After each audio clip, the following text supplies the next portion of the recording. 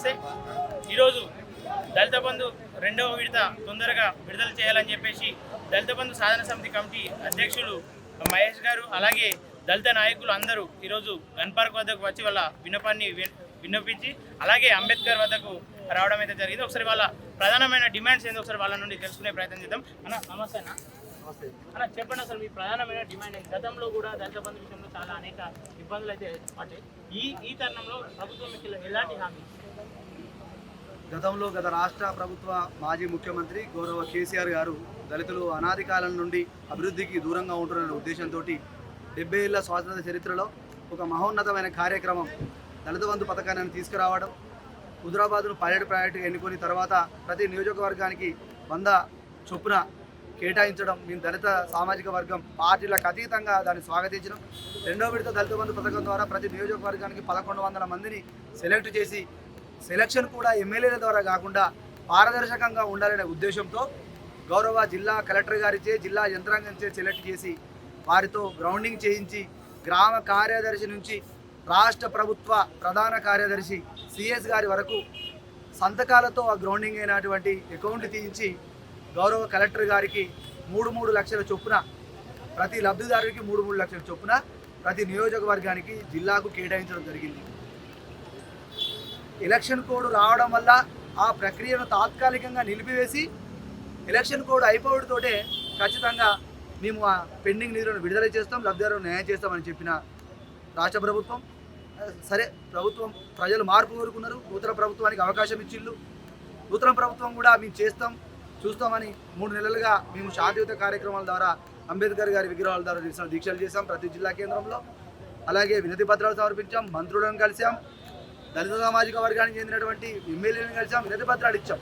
అయినా కూడా అరకొర స్పందనతో చేయడం, గౌరవ బట్టి విక్రమార్క గారిని ప్రజాభవన్లో కలిసి ఆఖరికి కాళ్ళ మీద పడి కూడా వేడుకుంటే ఆ రోజు 2 రోజుల తర్వాత దళిత బంధు పథకాన్ని కొనసాగిస్తాం, 1000 కోట్ల నిధులను కూడా దానికోసం కేటాయించామని స్వయాన బడ్జెట్లో వాళ్ళు చెప్పడం జరిగింది. దాన్ని మేము రాష్ట్ర వ్యాప్తంగా ఉన్న దళిత బంధు లబ్ధిదారులను స్వాగతించినాం. రేపు జరగబోయే క్యాబినెట్ మీటింగ్లో ఎవరైతే గౌరవ కలెక్టర్ గారి అకౌంట్లో ఉన్నటువంటి 3 లక్షల రూపాయలను తక్షణమే గ్రౌండింగ్ అయిన లబ్ధిదారులందరికీ విడుదల చేసి అలాగే పెండింగ్ నిధులను కూడా మిగతా 7 లక్షలు లేకపోతే మీరు అనుకున్నటువంటి నూతన ప్రభుత్వం గౌరవ రేవంత్ రెడ్డి గారు ముఖ్యమంత్రి గారి ప్రభుత్వం ఏదైతే అంబేద్కర్ ఆవాసం కింద 12 లక్షల రూపాయలు అయితే ఇద్దామనుకుంటుందో ఆ పథకాన్ని పేరు మార్చైనా కూడా ఇదే లబ్ధిదారులకు చేసి తర్వాత మీరు మిగతా వాళ్ళందరికీ రాష్ట్రంలో దళిత బిడ్డలందరి తరఫున కోరుతున్నాం. ఓన్లీ దళిత బంధు లబ్ధిదారుల కోసం కాదు, ప్రతి పార్టీలో ఉన్నటువంటి దళిత బిడ్డకు న్యాయం చేసే విధంగా ఈ దళిత బంధు సాధన సమితి పనిచేసుకుంటూ వస్తుంది. అంబేద్కర్ అభయాస్తం వేయండి, మిగతా దళిత బిడ్డ పేద బిడ్డలందరికీ కూడా అది వర్తింపజేయాలి. రేపు క్యాబినెట్ మీటింగ్లో ఖచ్చితంగా దళిత బంధు మీద ఒక స్పష్టమైన నిర్ణయం తీసుకొని దళితులకు న్యాయం చేయండి. ఖచ్చితంగా మేము కూడా దళితులను మేము వెంబడి ఉంటాం. రాబోయే పార్లమెంట్ ఎలక్షన్స్లో మీకు కూడా మద్దతుగా ఉంటాం. ఎందుకంటే దళిత బిడ్డలు అనేటోళ్ళు ఖచ్చితంగా కృతజ్ఞత భావంతో ఉండేటోళ్ళు, ఆకలితో ఉండేటోళ్ళు. మీరు ఆకలికి మీరు కడుపుకు సాయం చేస్తే ఖచ్చితంగా మేము కూడా మిమ్మల్ని కడుపులో పెట్టుకొని కూర్చుంటాం. ఇదే అంబేద్కర్ సాక్షిగా మీకు మద్దతుగా నీలి జెండా వేసుకొని ప్రతి గడపకు తిరిగి మీకు ఓటేయమని మేమే అభ్యర్థిస్తాం పార్టీలకు అతీతంగా. లేకపోతే ఖచ్చితంగా మా ఆవేదన ప్రతి తెలంగాణ ఉద్యమం కానించి ఇప్పటి వరకు జరిగిన ప్రతి ఉద్యమంలో దళితులు ముందున్నారు, పోరాటంలో ముందున్నారు, ఆత్మ బలిదానంలో ముందున్నారు. మా ఆవేదనను మీకు తెలుసు. రేపు రాబోయే పార్లమెంట్ ఎన్నికల్లోపు కనుక మీరు ఈ ప్రకటన చేయకపోతే, నిధులు విడుదల చేయకపోతే ప్రతి పార్లమెంట్ నియోజకవర్గంలో ప్రతి లబ్ధిదారుడు ఎంపీగా పోటీ చేసి మా ఆకాంక్షను ఆవేదనను ఖచ్చితంగా నూతన ప్రభుత్వానికి అర్థమయ్యేటట్టు మేమందరం తీసుకుంటాం. మేము అక్కడి దాకా పోకుండా ఉండాలనే ఉద్దేశం మీకుంటే ఖచ్చితంగా రేపు ఇదే అంబేద్కర్ సచివాలయం సాక్షిగా మీరు మాకు న్యాయం చేయాలని రాష్ట్ర ప్రభుత్వాన్ని, రాష్ట్ర మంత్రివర్గాన్ని, అలాగే గౌరవ బట్టి విక్రమార్క గారు మీరు బాధ్యత తీసుకోవాలి. ఎందుకంటే దళిత సామాజిక వర్గం నుంచి ఒక అత్యున్నతమైన పదవిలో మీరు ఉన్నారు, మీరు తీసుకోవాలి. ఎందుకంటే దళితులను కాపాడుకోవాల్సిన మొట్టమొదటి బాధ్యత ఒక పెద్దన్నంగా మీ మీద ఉంటుంది. అలాగే దామోదర రాజనరసింహ గారు, అలాగే మా సామాజిక వర్గానికి చెందిన గడ్డం ప్రసాద్ గారు, మా దళిత సామాజిక ఎమ్మెల్యేలు, ఎమ్మెల్సీలు, ఎంపీలు, అద్దంకి దయాకర్ గారు లాంటి వాళ్ళు మేధావులు కూడా మాకు న్యాయం చేసే విధంగా మీరు రాష్ట్ర ప్రభుత్వానికి మా ఆలోచనను, మా ఆవేదనను దృష్టికి తీసుకోవాలని అందరూ కోరుతున్నాం. మీరు చేపట్టిన ధర్నా ద్వారా మీకు ఇచ్చిన ఏమైనా సమాధానం ఇచ్చినారా? సమాధానం ఇంటెలిజెన్స్ ద్వారా పోయింది. మా మీద సానుకూలంగానే ఉన్నారు. మాకున్న ఇన్ఫర్మేషన్ మేము కూడా శాంతియుతంగా 3 నెలల నుంచి ప్రోగ్రామ్ చేస్తున్నాం. ఏ ప్రభుత్వానికి వ్యతిరేకంగా చేస్తలేం, ఏ పార్టీకి అనుకూలంగా చేస్తలేం. వాళ్ళు కూడా సానుకూలంగానే ఉన్నారు. మీ ద్వారా కూడా మీ మీడియా కాలేజీ దగ్గర విజ్ఞప్తి చేస్తున్నాం. మీరు ఖచ్చితంగా దళితులను ఏదో పార్టీకి ఆపాదించకండి.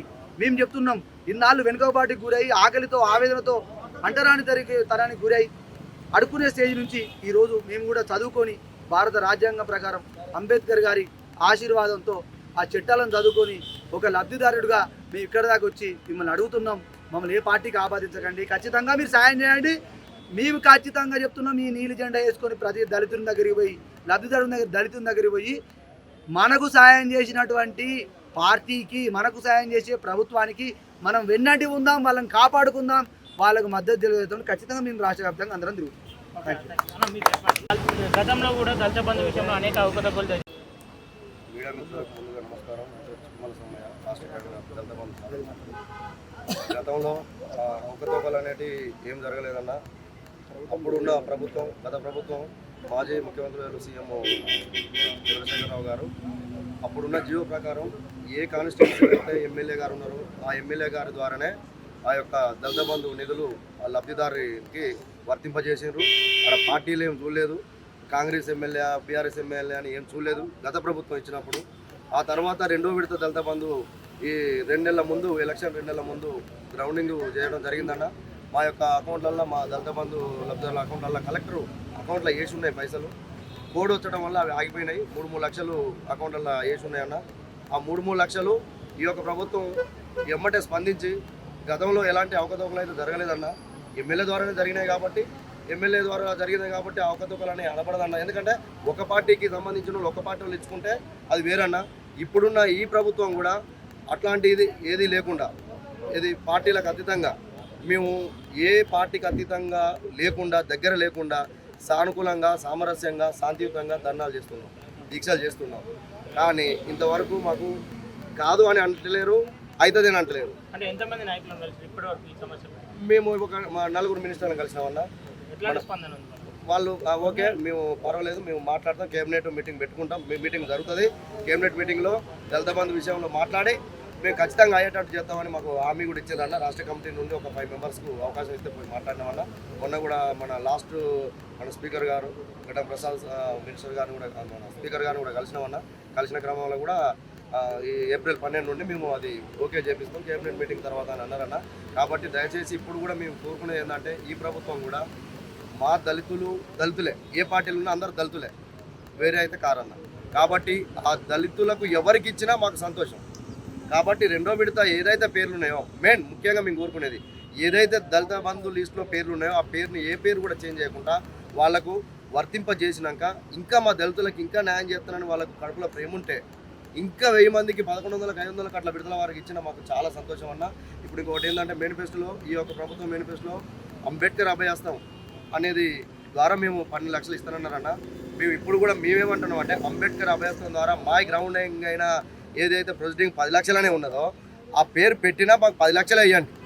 ఏది రెండో విడత, మూడో విడతలను 12 లక్షలు ఇచ్చుకోండి. మేము ఇప్పుడు 12 లక్షలు డిమాండ్ ఏం చేస్తలేమన్నా. మాకు ఏదైతే ఫస్ట్ విడత, రెండో విడతల ఈ గ్రౌండింగ్ అయిన 10 లక్షల రూపాయలే పేరు మార్చి, అంబేద్కర్ అంటే మా దేవుడు అన్న, దళితులకు దేవుడు, అందరికీ దేవుడు. కొంతమంది వాళ్ళకే కానీ కొంతమంది వేరే వాళ్ళు మాకే అంకితం చేస్తారు అంబేద్కర్ని. మాకైతే అంబేద్కర్ దేవుడు అన్న. ఆ అంబేద్కర్ పేరు పెడితే మా జన్మ ధన్యమన్న. గత ముఖ్యమంత్రి సీఎం చంద్రశేఖరరావు గారు ఒకటి గొప్ప పని ఏంటంటే, చరిత్రలో లేనిది ఏ ముఖ్యమంత్రి చేసినా వాళ్ళని మేము ఇట్లనే పొగిడి మొక్కుతామన్నా. అంబేద్కర్ 150 విగ్రహాల అంబేద్కర్ని ఇక్కడనే ప్రస్తావించిండన్న. ఇదే అంబేద్కర్ సాక్షిగా మీరు చూస్తున్నారన్న. ఇంకొకటి మన సెక్రటరియట్ కన్నా అంబేద్కర్ సచివాలయం అనేది నామకరణం అన్న. ఎందుకంటే ఈ సెక్రటరీ భూమి మునిగిపోయిన దాకా ఈ విగ్రహం ఉంటుంది, ఆ పేరు మార్చడానికి ఎవరిని అయ్యే తరం కాదన్న. కాబట్టి అట్టనే అంబేద్కర్ అభయాస్తం పెడితే ఇంకా మేము కేసీఆర్కి ఎట్లయితే పాలాభిషేకం చేసినామో, ఇప్పుడున్న సీఎం గారికి కూడా పాలాభిషేకంతో పాటు పూల పాలాభిషేకం కూడా చేస్తామన్నా. కాబట్టి మా యొక్క ఇప్పుడు దళిత బంధు అయితే ఈ కేబినెట్, రేపు జరగబోయే కేబినెట్ సమావేశంలో ఖచ్చితంగా దీని మీద నిర్ణయం తీసుకొని తొందరగా మాకు ప్రకటన చేసి, కోడుకొకల ఎల్లుండి వస్తే, ఈ లోపు చేయలేరు, ఏ గవర్నమెంట్ అయినా ఇంత తొందరగా చేయలేదు. కాబట్టి కోడి తర్వాతనైనా మా యొక్క లబ్ధిదారులందరికీ దళిత బంధు వర్తింపజేస్తే మమ్మల్ని వాళ్ళు ఎట్లయితే కాపాడుకుంటారో, మేము పార్టీలకు అతీతం అన్నా, మమ్మల్ని ఎట్లయితే కాపాడుకుంటారో, ఎవరైతే మాకు ఈ న్యాయం చేస్తారో వాళ్ళకు కూడా మేము కాపాడుకుంటూ, కంటికి రెప్పలాగుంటూ వాళ్ళకు పనిచేస్తామన్నా. ఎందుకనంటే కేవలం మాతోనే ఈ దళిత బంధు ఆగొద్దన్నా, మా పిల్లల తరానికి కూడా ఈ యొక్క అంబేద్కర్ అభయాస్తం అనేది ఎప్పటికి ఉండేటట్టు ఒక చట్టం కూడా దాన్ని రూపొందించాలని గవర్నమెంట్ని మీ ముఖంగా మీ మీడియా మిత్రుల ముఖంగా కోరుకుంటున్నామన్నా. మీరు అనుకున్న నిర్ణయం కూడా తీసుకున్నట్లయితే మీరు నెక్స్ట్ స్టెప్ ఏం చేయాలి? మేము ఇది కేబినెట్లో ఈ నిర్ణయం తీసుకోకపోతే జరగబోయే ఎంపీ ఎలక్షన్లలో ప్రతి పార్లమెంట్ నియోజకవర్గంలో ఎక్కడ కూడా ఏ కాన్స్టిట్యున్సీలో అయినా 100 మందితోని నామినేషన్ లేపిస్తామన్నా. ఖచ్చితంగా వేసి ఖచ్చితంగా పోటీలో ఉంటాం.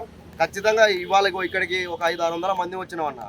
ఆ నియోజకవర్గంలో వాళ్ళని తిరిగా మా దళిత బిడ్డలను తిరగమంటే ఎవ్వరు రారన్న. వేరే అగ్రకులస్తులు ఎవ్వరు ప్రచారాలకు రారు.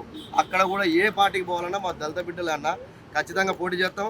పోటీ చేసినాక కూడా మాకు ఎలాంటి రెస్పాన్స్ రాకపోతే ఎక్కడైతే నియోజకవర్గాలల్లో ఎమ్మెల్యే క్యాంపస్లు ఉన్నాయి, జిల్లా కలెక్టర్ ఆఫీసులు ఉన్నాయి, ఈ హెడ్ క్వార్టర్కి వస్తే హైదరాబాద్ సిటీకి వస్తే సెక్రటరియట్లు ఉన్నాయి, ఇవన్నిటిని దిగ్బంధం చేస్తామన్నా. చాలా ఉద్యమాన్ని మాత్రం ఉద్ధృతం చేస్తామన్నా. ఖచ్చితంగా మాకు ఈ దళిత బంధు 2వ విడత ఖచ్చితంగా రావాలన్నా. 3వ విడత కూడా ఇదే స్థలంగా నడిపేయాలని కోరుకుంటాను.